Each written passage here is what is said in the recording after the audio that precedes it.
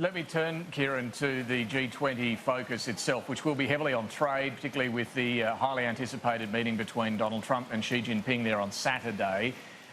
We know that Prime Minister Scott Morrison, we'll get to Malcolm Turnbull in a minute on another matter. Scott Morrison made his case yesterday before heading over there as to what he wants the two powers to do on this. Can you clear up for us what sort of reform of the world trade rules is Australia actually backing here?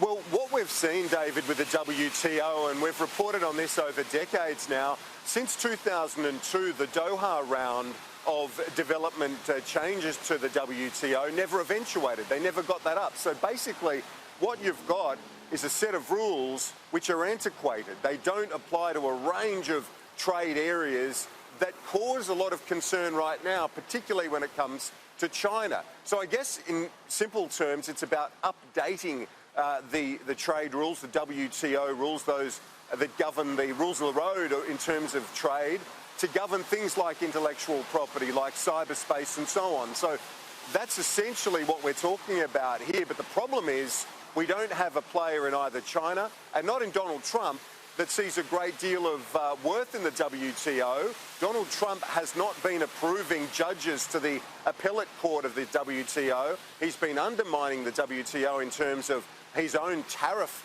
impositions as well as we've reported too. So this is not a climate within which you would think is that fertile for a WTO reform. He was the finance minister when he was asked about his view on the need for an update of the Global Trade Organisation.